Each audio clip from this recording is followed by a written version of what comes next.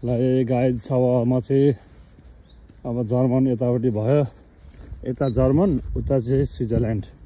अब म जर्मनको बोर्डर पार गरेर म स्विजरल्यान्डतिर लाग्दैछु गाइज।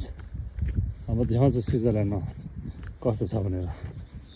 ल हेर्नु सक्नुहुन्छ, ल जर्मन यता, स्विजरल्यान्ड यता।